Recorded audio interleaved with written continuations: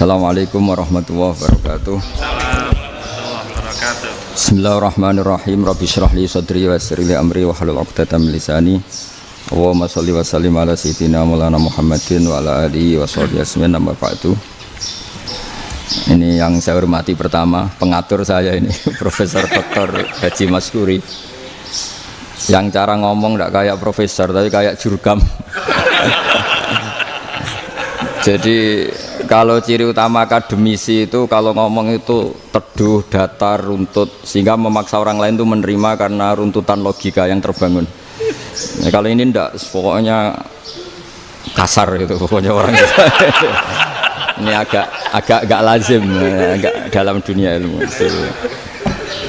Semua wakil rektor, semua yang hadir yang saya hormati, saya seperti yang dikatakan moderator Pak Sinten, Bapak Anwar, bahwa memang saya tidak boleh terikat sama yang di belakang ini karena ini kayak apa ya, ada satu madhab yang anak-anak Unisma semuanya harus tahu, teman-teman di Unisma, menjelaskan itu tidak lebih baik.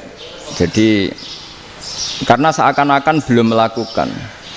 Indonesia itu dulu kedatangan Islam itu tidak pernah dipertentangkan antara Islam dan negara, sehingga diskusi itu sudah salah karena para wali itu tidak pernah mempertentangkan Islam dan keindonesiaan atau kebinekaan. Satu, bahwa para wali itu misinya dakwah, di mana-mana dakwah itu pasti ketemu yang berbeda, mulai beda agama, beda pilihan madhab, beda tradisi, beda kultur. Jadi itu tidak perlu dipertentangkan, tapi malah itu jadi lahan dakwah. Sehingga kita ini kalau diminta diskusi hubungan negara dan agama malah bingung, memangnya kenapa. Itu seperti dulu zaman P4, saya punya kawan di Jogja, teman saya nulis tafsir Profesor Zaini, itu pernah zaman Pak Erto disuruh sosialisasi P4 di Papua. Apa hubungan Pancasila dan UUD 45? Itu orang Papua jawab, hubungannya baik-baik saja Pak. Jadi yang unik itu ketika disuruh baca Pancasila, satu Pancasila, dua ketuhanan yang Maha Esa. Nah, akhirnya 6 kan? Kenapa Pancasila jadi 6? Yang unik itu ketika ditanya, ini saya melihat langsung di TV 7 itu, Indonesiaku itu, ada anak-anak kecil ditanya, bendera ini milik siapa? Bendera merah putih itu. Jawabannya apa? Milik sekolahan Pak aja. Karena memang milik sekolah. Itu yang tanya itu kaget. Milik sekolahan Pak. Nah, tentang tema ini mohon dibaca ini langsung start ya, langsung serius karena tadi sudah kayak jurkam tadi, ini yang langsung khas ilmuwan. Ini sebagai penghormatan saya pada Unisma, ini khas keilmuan. Imam Zuhri adalah gurunya Imam Malik. Ya, saya ulang lagi ya, Imam Zuhri adalah gurunya Imam Malik. Halaman 29. Ini langsung start saya baca halaman 29. Dan ini terutama yang para punggawa-punggawa ini. Saya baca ya. Ini teks tidak ada yang saya rubah, memang persis seperti ini. Bismillahirrahmanirrahim. Yaqulu Zuhri, ini gurunya Imam Malik. Fama futiha fil islami fathun qablahu kana a'zama minhu. Innama kanal qitalu haitsul taqon nasu. Falamma kanatil hudnatu wa wadu'atil harbu wa amana nasu ba'duhum ba'du wal taqaw fatafawadu fil hadits wal munaza'ah. Falam yaklim ahadun bil islami yaqilu syai'an illa dakhala fihi. Walaqad dakhalataini kasanaten mithlu man kana fil islam qabla dzalika wa aktsar. Terus ini ngomongnya harus santai, nggak boleh provokatif. Begini, kita tahu dalam perdamaian Hudaybiyah itu poin-poinnya itu semuanya merugikan Islam. Di antaranya adalah jika yang Islam masuk kafir harus dibiarkan, karena berarti masuk ke habitat asli. Karena Nabi sebelum jadi Nabi, komunitas pokok itu kafir, sehingga kalau Islam masuk kafir kembali ke habitat. Tapi kalau Islam masuk kafir, kafir masuk Islam itu harus dikembalikan karena dianggap bid'ah. Maka kalau kamu dituduh bid'ah itu tenang saja dulu, Nabi itu ya dituduh ji'ta bidinin muhdas, kamu datang dengan agama yang baru. Cuma agak diteruskan wa kullu muhdatsatin bid'ah wa kullu bid'atin dalalah. Jadi orang-orang kafir dulu kalau ngomentari Nabi, jita bidinin muhdas, kamu datang dengan agama yang apa? Baru. Nabi nurut. Semua perjanjian yang merugikan Islam itu Nabi nurut. Tapi Nabi hanya minta satu hal, jangan ada perang 10 tahun. Dan orang boleh seminar, boleh diskusi tentang Islam. Ya ini dengerin betul ini. Jadi saya tidak akan provokatif, ini pakai logika. Nanti bisa dipakai disertasi doktor. Tapi saya minta orang boleh diskusi, boleh seminar tentang Islam. Akhirnya saat itu juga ada orang yang masuk Islam. Di depan tulisan itu belum kering istilahnya. Datang ke situ namanya Abu Jandal bin Suhail bin Amr. Itu datang ke Nabi, ya Rasulullah saya ini mau masuk Islam. Kata orang-orang kafir, ini pertama Muhammad, kamu komitmen enggak sama perjanjian? Kalau kamu komitmen harus kamu kembalikan.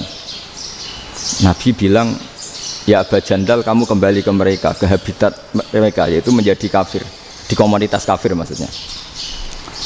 Akhirnya nangis. Umar, Sayyidina Umar itu mendekati Abu Jandal, kemudian memberi isyarat supaya ngambil pedangnya. Jadi isyaratnya wong ini baca ora wis. Maksudnya orang-orang kafir. Tapi Abu Jandal nggak mau. Singkat cerita akhirnya kembali ke komunitas kafir. Tapi yang dikatakan Imam Zuhri cara analisis ini nggak bisa pakai provokatif, harus pakai analisis. Innama kanal qitalu haitsul taqon nasu. Yang namanya perang itu menjadikan orang tidak berpikir jernih. Ini poin yang diambil oleh Rasulullah. Kalau dibahasakan Nabi curi kesempatan, masuk Nabi dikatakan mencuri, meskipun itu hanya bahasa ya. Enggak mungkin lah kita bahasakan seperti itu. Saya ulang lagi ya. Kenapa ada perang berkesinambungan sampai tahun ke-8 Hijriah? Mulai tahun kedua ada perang Badar sampai tahun 8 Hijriah itu perang terus. Nabi sama orang kafir perang terus. Akibatnya apa Pak Profesor? Namanya perang itu ya nggak kau bermikir. Pokoknya agar ketemu Islam perang, Islam ketemu kafir perang nggak kau bermikir. Padahal Islam itu bisa diterima oleh akal sehat, harus lewat diskusi, lewat pengamatan, lewat pemikiran, lewat pengendapan berpikir. Makanya Nabi tahu ini masalah besar. Kalau orang perang terus, itu gak kober mikir Islam, tidak sempat diskusi tentang Islam. Makanya Nabi hanya minta satu poin. Oke, perjanjian ini saya turutin semua, tapi saya minta orang kafir semuanya boleh mendiskusikan Islam, boleh seminar tentang Islam. Mereka bilang iya, pada pikiran mereka kan diskusi paling piye. Ternyata betul, ada diskusi. Terus temanya gini, kira-kira bener di Muhammad Abu Jahal. Terus Tuhan Muhammad sama Tuhan Abu Jahal itu keren mana? Diskusi. Tuhan Muhammad itu khaliqus samawati wal ardi, yang menciptakan langit bumi. Sebagaimana kampanyenya Muhammad. Ya mereka masih jangkar bilang Muhammad. Kalau Tuhan kita, ya berhala itu yang kita bikin, yang kadang rusak, yang kadang kudanan, terus lemutan, pokoknya terus diskusi. Kita kok bener pengirannya Muhammad. Terus Muhammad Abu Jahal. Mulai dhisik Muhammad itu ratau bodoh nih. Mulai dulu Muhammad tuh gak pernah bohong. Abu Jahal, waduh, wis bodoh nih ngongkonan. Wis ribet kan? Dan semua diskusi itu mengarah ke kebenaran Islam. Akhirnya ngomong kafir sing tokoh-tokoh cara Jawa yo, wah semane jebule masalah ini kan. Artinya gini, kalau kita ingin Indonesia damai, sebenarnya yang untung itu Islam. Karena Tuhan yang menciptakan langit dan bumi tentu gak akan diperbandingkan atau akan dikalahkan oleh Tuhan yang lahirnya saja sudah di bumi. Misalnya kita menjual Tuhan Allah, siapa itu yang menciptakan langit bumi, yang ada sebelum langit bumi? Bandingkan dengan Tuhan yang lahirnya di bumi, ada tanggal lahirnya, ada aktenya, itu kan sudah ribet kan? Begitu juga kalau memperbandingkan tokoh. Muhammad itu siapa? Tokoh yang bisa menyatukan pan-Arabik, tokoh yang begini-begini, yang sayang istri, sayang keluarga. Dibandingkan dengan tokoh Abu Jahal, Abu Lahab yang corong jauh penggaweannya yang ngerugikan orang lain. Akhirnya orang itu mulai tertarik sama Islam. Makanya kata Az-Zuhri pakai bahasa dulu, falam yaklim ahadun bil Islam. Tapi kalau sekarang yang populer itu bahasa yatakallam. Sebenarnya yang benar itu bahasa kalima yaklimu kalaman, karena masdarnya itu kalam, berarti sulasi nopo mujarrad. Tapi di fiilnya itu mujarradnya enggak kelaku. Jadi di fiilnya takallama ya takallamu, tapi untuk masdarnya yang kelaku kalaman. Jadi ini agak unik, agak enggak lazim. Sebenarnya kan takallama ya takallamu takalluman, tapi di masdarnya kalam populer, tapi di fiilnya tidak populer. Saya teruskan ya. Ini penting sekali. Jadi menjual Islam, kalau boleh dibahasakan menjual, itu tetap enak dalam kondisi damai. Karena kalau kita perang, itu bawaannya kalau ketemu ya perang. Kalau ketemu perang, sehingga orang itu rakober diskusi dulu. Saat bener Islam sampai kafir itu bener di. Karena tidak kober diskusi, tidak sempat diskusi, orang yang milih yang kafir. Karena yang mayoritas yang kuat. Sementara Islam zaman itu lemah. Ya Nabi itu yang diminta hudnah, yang penting kita damai. Terus orang boleh mendiskusikan benar mana kita dan mereka.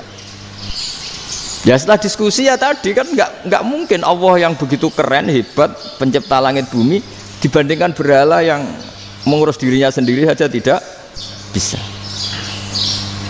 Walhasil terus orang mulai tertarik sama Islam dan aturannya nggak boleh dilarang diskusi itu. Nah makanya saya pernah ditanya beberapa profesor di Jogja, Gus, suatu saat kalau kampus paling keren di Jogja ini ada Islamic Studies, kemudian pengajarnya dari berbagai agama, ini riskan nggak bagi Islam? Saya jawab, asal yang didiskusikan Islam itu nggak masalah. Yang repot itu nak umat Islam. Karena kalau umat Islam yang jadi percontohan, banyak raja yang dolim, banyak pemimpin Muslim yang dolim, terus identik dengan Islam itu jadi dolim, kan ribet. Ya kalau pas umat Islam, kalau Islam yang kumat kan jadi masalah kan. Nah ini kan terus jadi beda umat Islam sama Islam yang lagi apa?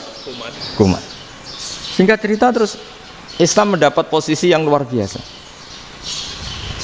Nah makanya di sini diistilahkan falam makanatil hudnah, ketika ada perdamaian wa amanan nasu ba'dum ba'do, orang merasa aman, itu fatafawadu fil hadis wal munazaah. Mereka berdebat, munazaah itu berdebat. Keren mana konsep Muhammad dengan konsep Abu Jahal? Keren mana konsep Tuhannya Muhammad dengan Tuhan kita? Terus diskusi dan mereka akhirnya ikrar, wah yang benar ya Muhammad lah. Di mana-mana Tuhan tuh ya sebelum langit dan bumi, di mana-mana Tuhan ya punya reputasi menciptakan. Masa Tuhan reputasinya diciptakan, kayak berhala dan sebagainya. Ibadah juga gitu. Ibadah wong kafir itu kalau tawaf itu telanjang, ibadah Muhammad santun pakai pakaian. Terus akhirnya mereka mulai tertarik Islam. Sehingga saya lihat di beberapa tafsir, saya memang tidak akan ngomong yang tidak serius, ngergani Unisba ben sawangane pemikir serius. Di Quran itu sampai lihat di tafsir Tobari itu ada ayat bal naqzifu bil haqqi 'alal batil fayadmaghuhu fa idza huwa zahid. Qadzafa itu kalau di kamus tak lihat itu takallama bila dalilin. Qadzafa itu ya pokoknya sekenanya. Artinya gini, kebenaran Islam atau kebenaran hak itu kamu taruh sekenanya saja itu tetap menang. Apalagi kamu taruh secara teratur, kamu taruh sekenanya saja itu tetap menang. Sehingga di sini banyak sahabat yang hidup di Cina. Sekarang juga banyak orang alim yang milih hidup di Amerika, banyak orang alim yang milih hidup di Inggris. Dan mereka pede, percaya diri karena kebenaran itu kamu letakkan di mana saja itu tetap akan menang, akan menemukan momentum kemenangannya. Misalnya gini, contoh paling gampang. Dulu para peneliti, saya ulang lagi, dulu para peneliti itu ya datang kemana-mana, termasuk Ibnu Battuta, termasuk Ibnu Khaldun, ya semua peneliti itu suka neliti. Setelah diteliti, Quran itu satu-satunya kitab suci yang membicarakan sains, misalnya tentang falak, tentang astronomi, tentang asal-usul kejadian manusia, kejadian makhluk. Juga bicara tentang geografi, geologis, semuanya. Sementara kitab lain hanya cerita tentang mawaid wal hikam wal ibar. Jadi diteliti kayak apa, pada akhirnya hak ini yang menang. Bal naqdhifu bil haqqi 'alal batil fayadmaghu fa idza huwa zahid. Saya berkali-kali cerita, ada ulama yang ahli matematika. Ketika ditanya kenapa kamu suka ngajar matematika, sampai muridnya itu ragu, ini guruku mlebu swarga ta ora, penggaweane mulang matematika. Tapi para muridnya bermimpi bahwa Imam Amudi itu disuruh ngajar para malaikat. Dan itu pede betul dia. Kata Allah, ini ulama saya yang iman kepada saya setingkat iman kamu. Jadi malaikat itu tidak mungkin Gusti kita menyaksikan langsung engkau sementara ini di bumi, nggak nyaksikan jenengan. Kenapa bisa sepede dan seyakin itu? Akhirnya Imam Mudi disuruh ngajarin matematika. Jadi Anda kalau profesor itu nanti harus sempat ngajari malaikat, itu baru benar-benar profesor. Jadi nanti di akhirat ngajari siapa? Malaikat. Jadi ada seminar yang melibatkan banyak malaikat, narasumbernya itu seorang profesor. Itu ketika kenapa engkau begitu yakin kalau Allah itu Tuhan dan Allah itu Al-Wahidus Shomad. Terus Imam Amudi mulai nulis angka gak beraturan, 2, 3, 4, 5 sampai 1 miliar, 1 triliun, semuanya gak beraturan. Kata beliau, nisbatus naini wasalasa ila ma la nihayatalaha iku nisbatul far'i ilal asli. Mbok angka sebanyak apapun, 2 dibanding 1 ya far'ul wahid, 3 dibanding 1 ya far'ul wahid. Semua angka yang enggak terhingga pun dibanding 1 semuanya far'ul wahid. Semua angka sebanyak apapun itu cabang dari angka 1. Fakullu hadhil awalim far'un minal wahidis shomad, yaitu Allah Subhanahu wa ta'ala. Wah, malaikat tepuk tangan, iya juga. Jadi begitu juga ada ulama itu ahli gambar. Saya dulu ngaji sama Mbah Mun Al-Husunul Hamidiyah, itu kitabnya itu banyak gambarnya. Dan gale gambar yang ngawur betul, mangga ahli gambar. Saya Apple lah, sempurna lele. Semua gambar bangunan, gambar sapi, pokoknya gambar. Ternyata dia menemukan Tuhan itu dari gambar. Gambar serapi ini atau seruwet ini sama. Gambar rapi sama ruwet itu sama kalau dalam pandangan tauhid. Dimulai minan nuqtah al-wahidah. Kowe cek gambar sing rapi sing indah, cek gambarmu elek, dimulai dari satu titik, dan titik ini nuqtatil wujud, yaitu Allah Subhanahu wa ta'ala. Jadi nak cara ahli tauhid gak penting gambare api, menang lomba atau ora penting. Butuhe hadis surah ini gambar baik yang rapi maupun ndak adalah min nuqtah dari satu titik. Ya, alam raya sebanyak ini mbok gambar mbok ora, cek mulai Mars sampai Jupiter kabeh semua bentuknya yang banyak ini semuanya min nuqtatil wujud, yaitu dari titik wujud, yaitu Allah Subhanahu wa ta'ala. Di sini hebatnya ulama-ulama, mbok dia pengajar matematika, mbok pengajar gambar, semuanya dipakai perangkat untuk tauhid. Ya, itu kan juga bagian dari Islam damai, Islam yang sangat tidak perlu perang untuk orang dipaksa Islam. Nggak perlu provokatif kayak tadi pidatonya rektor jenengan tadi. Jadi ciri utama ilmuwan tuh kalau ngomong datar tapi logikanya nggak terbantahkan, itu ciri khas ilmuwan. Kalau ciri khas politikus kalau ngomong itu keras, provokatif lah kira-kira gitu. Tapi isinya biasa. Nah, saya berharap nanti semua profesor doktor itu datar tapi isinya kualitasnya bagus ini. Mentes. Jadi makanya terus kata ulama, kenapa diistilahkan balnat zifu bil haqqi? Kenapa pakai qadzafa sementara qadzafa maknanya takallama bila dalil? Maksudnya bila dalil di sini itu min ghairi ikhtiyajin ila dalilin. Kebenaran itu memang nggak butuh dalil. Apa kita perlu dalilnya apa? Buktinya apa? Kalau 3 itu cabang dari 1. Wong gendeng yang takok gitu pas orang gendeng. Wong 3 cabang dari 1 kok ditanyakan buktinya apa? Itu min awalil bidah. Pertama orang pasti tahu kalau 3 itu far'ul wahid. 1 juta juga far'ul wahid. 1 miliar juga far'ul. Gambar yang sebanyak apapun ya dimulai dari 1 titik. Cek gambar benar maupun yang tidak. Akhirnya apa? Ulama dulu itu sebegitu rileks nerangkan tauhid. Lalu kenapa asma ini yang ya ini kan khas NU ya, khas pesantren. Sebenarnya saya keberatan pakai istilah khas NU, pakai khas pesantren karena NU itu anaknya pesantren, jangan dibalik pesantren anaknya NU, karena sebelum ada NU itu ada pesantren.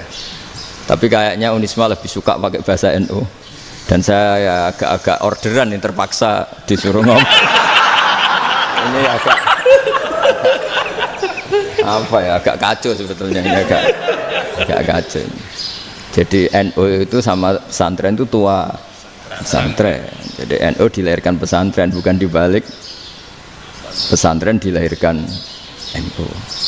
Sehingga barokahnya didirikan pesantren ini Kadang nyuwun sewu sekali Mbah Hasyim itu kadang ide besar beliau itu ora dituruti wong NU. Jadi Mbah Hasyim cara kula kok dadi Mbah Hasyim ya mangkel. Mbah Hasyim itu ngarangno kentong. Nggih ngaramno beduk, tapi wong NU nganggo kentong. Dan uniknya Mbah Hasyim enggak tersinggung. Karena ciri khas pesantren itu membolehkan perbedaan apa? Pendapat. Itu masyhur khilafnya Mbah Hasyim sama Mbah Fakih Mas Kumambang itu sampai dikitabkan. Saling ngeritik, saling macam-macam lah. Jadi cara berpikir Mbah Hasyim ketika Nabi rembukan, ini gimana ya cara menentukan waktu sholat ya? Ya pakai kentong ya Rasulullah, dzakalin nasara itu untuk orang Nasrani. Ya pakai buk itu trompet, dzakalil Yahud itu untuk orang Yahudi. Terus, ada yang usul lagi pakai api ya Rasulullah, dzakalil Majusi itu orang Majusi. Setelah itu ada orang datang lari-lari cerita mimpi azan tadi. Ya itu terus dipakai sarana pemanggilan sholat ya azan itu. Sehingga Mbah Hasyim menolak kentong.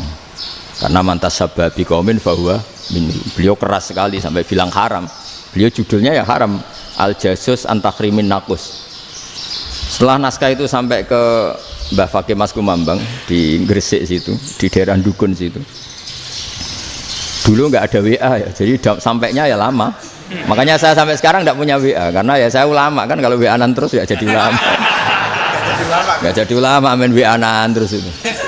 Lah itu termasuk rektor gak kau bermikir itu mesti kebanyakan WA. Karena kan otaknya didikte oleh sesuatu yang masuk. Sesuatu yang dilihat itu kan pasti mendikte kita. Beda kalau yang nggak WA-an kan mikir apa kita yang menentukan. Kalau WA-an kan kita ditentukan. Mau mikir anaknya butuh apa gara-gara WA informasi Jakarta mikir Jakarta. Padahal secara kewajiban ngapain kamu orang Malang mikir Jakarta? Gara-gara WA mikir Jakarta belum selesai ada berita di Sulawesi, mikir Sulawesi. Habis itu mikir NTT. Makanya semua orang sekarang merasa tokoh nasional gara-gara informasi yang masuk itu nasional. Jadi Mas Yo RT yang mikir gimana Gus Indonesia kok. Padahal RT sampai lupa kalau dia itu RT. Jadi semua orang sekarang merasa tokoh nasional. Dan itu gara-gara apa coba? Akhirnya semua orang juga punya ide tentang nasional. Harusnya negara itu gini-gini. Jebule wonge sing duwe ikon itu sapa? RT. Ribet kan?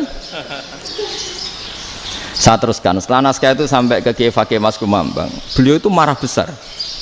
Ini harus dilawan dan saya bukan karena benci Mbah Hasyim. Beliau teman saya ketika ngaji Kiai Mahfud di Mekah. Jadi Mbah Fakih dan Kiai Hasyim itu teman ketika ngaji di Mekah. Terus cara ngelawan tuh lucu.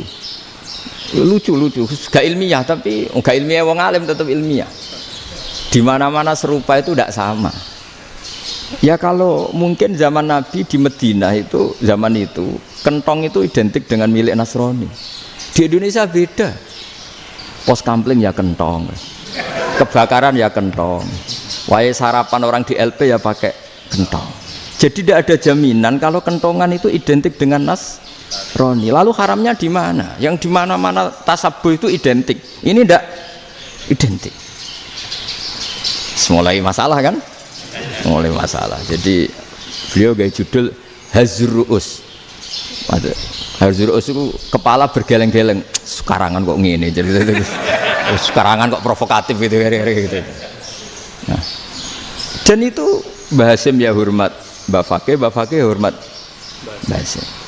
Saya sendiri secara pribadi itu lebih suka pendapat Mbah Hasyim sebetulnya. Karena bagi saya sholat itu sakral. Ya sudahlah kalau sakral ya dipanggil dengan sesuatu yang sakral yaitu kalimat thayyibah azan. Tapi saya tidak akan bilang kalau kentongan itu haram. Karena kalau haram alasannya mirip orang Nasrani. Sementara pos kampling ya pakai kentong, ada banjir ya kentong, ada kebakaran ya kentong. Jadi tidak identik untuk misa atau untuk sholat ala Nasrani. Tapi itu dulu ya rileks saja. Dua beliau itu ya saling menghormati, padahal saling kritik. Dan dulu ulama yang beda madhab itu ya saling menghormati. Imam Syafi'i itu kalau sholat di kawasan Masjid Abi Hanifah ya tidak kunut.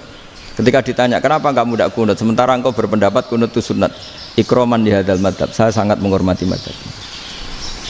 Imam Ahmad bin Hanbal itu berpendapat kalau orang pakai bekam, pakai iftisot atau hijamah itu batal sholatnya.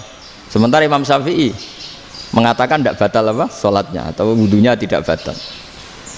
Tapi Imam Ahmad itu ditanya, apa kamu makmum Syafi'i? Bagaimana mungkin saya tidak makmum sama wali kutub seperti Imam Syafi'i? Padahal menurut keyakinan Imam Ahmad ini sholatnya batal, ini habis ikhtijam udah wudu, tapi tetap saja beliau karena perbedaan pendapat di furu' itu lazim. Ya orang boleh berdebat lah. Ketika Unisma datangkan saya, itu saking senengnya kiai, apa saking sombongnya sampai ngatur kiai, kan nggak pernah bisa diperdebatkan. Itu kan orang boleh debat kan? Itu saking angkuhnya apa saking senengnya kan nggak jelas kan? Kan dan orang boleh setuju pendapat saya, yaitu ngatur kiai itu haram. Setuju juga Pak Rektor, ekspresi mahabbah itu ya macam-macam. Dulu sahabat ya gitu, sahabat itu ada yang nggak kenal wajahnya Nabi sama sekali sampai akhir hayatnya. Ketika ditanya, lo kamu itu sahabat kok nggak tahu wajahnya Nabi? Saya tidak pernah berani memandang Nabi karena ijlalan Nabi, terlalu menghormati saya sehingga tidak berani memandang wajahnya. Ada sahabat yang penggawaannya dulu wajah Nabi sampai bisa nyifati alfiu faminunil hajib, sampai bisa nyifati detail karena dulu wajah Nabi itu ibadah. Ada seorang wali ditanya, kalau kamu di surga ingin nggak melihat Allah? Enggak. Loh, tapi semua orang ingin melihat Allah. Unazzihu dzalikal jamal an-nadhari misli, ben gak elek-elek Allah tak delok terima aku. Wong ra jelas. Berarti kok delok pangeran. Banyak. Jadi justru tapi karena saking takzimnya. Enggak lah, mosok sak aku kok. Makanya saya berkali-kali cerita, menurut kesepakatan ulama, soft awal itu paling baik. Tapi banyak juga wali yang kalau sholat itu di belakang. Koyok paling bener yang gue ngarep gitu. Lu bayangkan misalnya kamu semangat di soft awal di Masjid Haram, jebule sholatnya salah. Itu dari malaikat gayane gue ngarep, jebule raro. Itu kan di sini wong, jebule bodoh gitu. Gayane gue ngarep, jebule. Coba orang kalau sowan Mbah Mun, yang berani di depan itu kan ya ketuanya atau jubirnya kan, yang merasa tidak pati pinter-pinter kan mesti di pojokan. Artinya sudut pandang seperti itu ya sah saja, apa? Sah saja. Makanya banyak sahabat yang jarang sowan Nabi, alasannya takut ganggu Nabi. Banyak yang sering sowan Nabi, alasannya seneng Nabi. Yang sowan ya seneng Nabi, yang nggak sowan alasannya seneng. Lu Nabi itu tokoh, punya keluarga, punya anak. Kalau saya sering sowan berarti sering ganggu. Yang sering sowan dia alasan ini khazanah kita harus istifadah.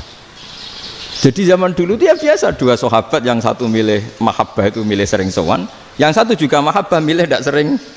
Karena pertanyaannya bisa dibalik kan, sering sowan apa sering ganggu coba. Nabi Abedar, assalamualaikum.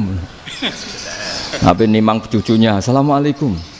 Ayo bener yang sowan apa bener yang enggak kalau seperti itu. Akhirnya terus diatur sedemikian rupa oleh Quran. Walau annahum sabaru hatta takhruja ilaihim lakana khairal lahum. Jadi sahabat kalau mau sowan Nabi ya nunggu di sufah. Kalau Nabi keluar berarti milik publik, sekali masuk ke dalam tidak ada sahabat yang berani sowan. La tadkhulu buyutan Nabi illa ayyudzana lakum. Kalau soal sampai masuk dalam harus nunggu dipanggil. Karena sekali Nabi masuk dalam itu milik privat keluarga, milik istrinya, milik cucunya, milik keluarganya. Jadi Nabi sekali keluar ke ruang itu berarti milik publik. Itu terus jalan tengah. Karena kalau langsung masuk, bayangkan saya itu sering menyaksikan. Mbah Mun habis ngaji 2,5 jam ngaji Jalalain. Baru masuk, assalamualaikum. Padahal yai mungkin mau ke kamar mandi, mau ini itu. Jadi dulu itu Quran sangat modern. Sebelum ada dokter ngatur tamu, rektor ngatur tamu itu Islam sudah modern. Dia kan nggak fair kan? Misalnya saya ke Unisma harus janjian pakai ini, terus kalau misalnya kesini selonang-selonang kan lucu kan, mentang-mentang kiai terus juga sowan-sowanan selonang-selonang. Padahal kalau kita mau ke mereka pakai protokol. Sering tidak fair dunia ini, tapi karena aku kiai ra oleh gelo ya sudah. Akhirnya saya memutuskan gak gampang kemana-mana karena itu. Saya sering didatangi ajudannya menteri, Gus mau ada tamu dari Jakarta tanggal ini, mesti saya bilang, mereka milih tanggal yang mereka kosong, kok tidak mikir apa itu kosong. Tak jawab enggak lah, sebelum diatur bahasanya dan tawaduknya gitu. Akhirnya dibalik, datang lagi, Gus jam dengan kosong apa kita menyesuaikan. Lah itu lagi dia akhlak kata saya. Itu baru punya akhlak kata saya. Bukan masalah ini, bukan masalah gengsi ya. Saya sendiri itu dolan ke alumni itu jarang, karena ya takut. Kiai kan yo nganggur, jam 9 nganggur, jam 10 nganggur. Bisa saja alumni itu kerja di pabrik, bisa saja yang latihan ekonomi di pasar. Sehingga kalau saya datang jam 9, iki kiai sing nilai santri ini, apa kiai sing ganggu santri. Nah karena orang ini melakukan rutin gak kok berpikir, pokoknya ngono jenenge silaturahim. Mau nyerah kok berpikir, padahal kalau diangen-angen ini kiai yang nilai santri ini, apa kiai yang ganggu santri ini karena datang di jam kerja. Nah, bayangkan kalau kebenaran dulu itu dikawal oleh satu peradaban perang. Jadi Nabi sesuai diangen-angen Nabi. Perang Badar menang Nabi, perang Uhud menang wong kafir, perang ini gonta-ganti. Apapun itu yang penting satu kesimpulannya, cara Rasulullah kesimpulannya satu. Orang tidak kober mikir kebenaran secara mengendapkan pikiran dengan pikiran jernih. Maka hebatnya Nabi ketika perjanjian, pokoknya saya minta nggak ada perang. Dan orang boleh mendiskusikan Islam. Itu luar biasa idenya Nabi. Karena bawaan perang itu orang kan nggak kober mikir. Ibarat seorang misalnya senang satu perempuan, ketemu rivalnya langsung perang kan gak mikir. Tapi kalau kau bermikir, diangen-angen cawe wedok iku ora seneng aku. Untungnya apa untuk wong ayu ora seneng, malah mau loro hati. Terus sudahlah, buruan dialihkan kemana kan gitu. Itu nak mau amen WA nan tukaran lewat SMS atau tarung langsung ora kau bermikir. Tapi kalau kau bermikir, akhirnya berpikir nih. Perempuan tadi sebenarnya yang disenangi siapa? Oke, ternyata senang Pak Erik. Sudah kita ngalah. Karena tidak ada nikmatnya kan menikahi perempuan yang sama sekali tidak mencintai kita. Tapi kalau nak kau berpikir pokoknya diprovokasi, wah gue kalah mbak A, gue kalah mbak B, pikirannya kan ojo sampai kalah. Bareng wis menang ternyata ada lah. Nah bayangkan Islam itu seperti itu dulu, dipertarungkan. Doang Islam itu dinu aklin, agama yang diterima dengan akal sehat. Tapi sekarang ukurannya perang, yang menang berarti benar, yang menang benar, kan terus jadi repot. Itu Nabi tidak ingin, makanya Nabi ingin sudah lah, nggak ada perang. Nah, makanya kata Imam Zuhri, fathul Islam terbaik adalah orang boleh diskusi tentang Islam dan tidak ada perang. Lagi-lagi penting, tidak perang itu penting, silmun itu penting, perdamaian itu. Setelah tidak ada perang, akhirnya fatafawadu fil hadis wal munazah, orang boleh diskusi apa saja, termasuk boleh adu polemik. Konsep satu Tuhan dan Tuhan banyak diperdebatkan. Akhirnya Nabi secara rileks bisa menjelaskan. Muhammad, urusan kita banyak. Kalau Tuhannya satu tidak cukup, Tuhan harus banyak untuk menyelesaikan berbagai urusan. Ada Tuhan bagi rektorat, bagi macam-macam kan. Ada Tuhan untuk ngurusi utang, ngurusi BPKB, macam-macam. Terus kata Rasulullah, enak saja Nabi jawabnya. Ya kalau kamu punya majikan banyak, perintahnya beda-beda, kamu mangkel enggak, bingung enggak? Ya susah mat. Kalau majikannya banyak, perintahnya beda-beda, kita jadi repot. Senang mana? Senang majikan satu. Ya sudah, Tuhanmu itu majikan kamu. Kalau Tuhannya banyak, perintahnya macam-macam, kamu yang repot. Akhirnya sudah mat, Tuhannya satu aja. Nah, itu ya barokahnya diskusi tadi, barokahnya enggak perang. Daraballahu mathalan rajulan fihi syuraka'u mutasyakisuna wa rajulan salamal lirajul hal yastawiyani masalah. Terus alhamdulillah. Jadi orang yang paling kafir pun saat itu taslim. Nah ini kembali ke kalimat la ilaha illallah. Saya tidak perlu provokatif, pasti teori saya itu benar. Bukan saya bilang benar itu karena sombong, enggak. Ini sesuai teks. Misalnya begini, benar enggak kelompok takfiri yang suka ngafirkan orang lain? Itu pasti tidak benar. Logikanya gampang. Orang yang kafir 70 tahun saja dengan melafadzkan la ilaha illallah menjadi muslim. Masa dengan kalimat yang sama yang muslim menjadi kafir?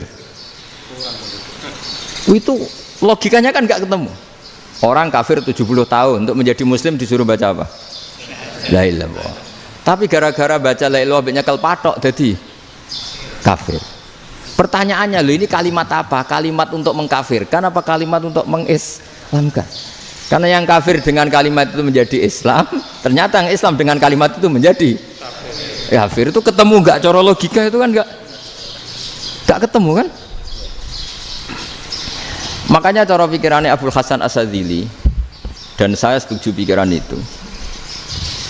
Istighfar ini boleh orang Jawa Timur protes karena kadang beda manhaj, tapi jangan protes saya, protes Abdul Hasan As-Sadzili, kualat mesti sampean. Ketua Torekoh napa? Sadziliyah. Cara madzhab Sadzili, dan Anda boleh berbeda madzhab, mencari khasnya wong kampus wani beda. Beda kapasitas lah, pokoknya butuhnya beda. Dan ketok pinter, ketok kritis tuh. Cara madzhab Abdul Hasan Asadili itu gini Pak Rektor. Jadi istighfar itu baik. Tapi ba'da kamali tauhid, setelah tauhidnya itu benar. Alasan beliau masuk akal. Ketika ada ayat fa'alam annahu la ilaha illallah wastaghfir li dzambik. Bihadil kalimah. Jadi orang boleh istighfar setelah tauhidnya benar. Alasannya Abdul Hasan Asadili begini. Qul lil ladzina kafaru iyantahu yughfar lahum ma qad salaf. Katakan kepada mereka yang kafir, sekali mereka tidak kafir, maka otomatis dosanya masa lalu diampuni. Pertanyaannya, yang bisa menghentikan kekafiran itu kalimat apa? La ilaha illallah. Dengan hanya melafadzkan la ilaha illallah Muhammadur Rasulullah, langsung yughfar lahum ma qad salaf, langsung dosanya diampuni. Berarti yang menjadi pengampun dosa lah, penyebab pengampunan itu apa? La ilaha illallah. Itu bahkan orang kafir belum istighfar. Di ayat itu kan Allah gak mensyaratkan setelah la ilaha illallah istighfar baru diampuni, enggak. Asal la ilaha illallah langsung yughfar lahum ma qad salaf. Saya ulang lagi ya, jelas ya. Jadi qul lil ladzina kafaru iyantahu yughfar lahum ma qad. Nah, sekarang iyantahu, mereka berhenti dari kafirnya. Syaratnya pakai apa? La ilaha illallah Muhammadur, itu langsung yughfar lahum ma qad. Artinya apa? Ghufranullah itu bisa didapat hanya dengan mujarrodut tauhid, yaitu hanya dengan melafadzkan kalimah thayyibah. Dan sahnya istighfar juga berdasar kalimah thayyibah itu. Misalnya gini, orang kafir sebelum Islam melafadzkan astaghfirullah, astaghfirullah, astaghfirullah, kira-kira diterima enggak? Enggak kan? Karena syaratnya istighfar ba'dat tauhid. Nah, makanya dalam madzhab Sadili istighfar itu setelah la ilaha illallah. Karena cara pandang ya seperti itu. Jadi fa'alam annahu la ilaha illallah wastaghfir li dzambi. Jadi dengan kebenaran tauhid saja ini sudah cukup kita insya Allah layak diampuni. Karena innallaha la yaghfiru ayyusyraka bihi wa yaghfiru ma duna dzalika liman yasha. Jadi orang yang tauhidnya benar itu bisa diampuni Allah asal tauhidnya benar. Itu Allah ngendikan liman yasha wa yaghfiru ma duna dzalika liman yasha. Dawe Imam Suyuti walam yakun liman yastaghfir. Jadi orang yang bertauhid secara benar meskipun gak sempat istighfar itu tetap potensi diampuni. Karena bawaan tauhid itu sudah menjadi layak diampuni. Kayak orang kafir sekali ngelafatkan kalimat tauhid mbok gak istighfar langsung diampuni. Nah, karena melihat seperti itu terus orang berlomba-lomba memperbanyak jumlah ngelafatkan la ilaha illallah. Jadi kita yang alim, kita semua, saya tidak bilang saya, kita termasuk yang di pinggir-pinggir saya ngaku alim yang ramah masalah lah sopai. Kita semua yang alim-alim itu tahu bahwa la ilaha illallah itu super.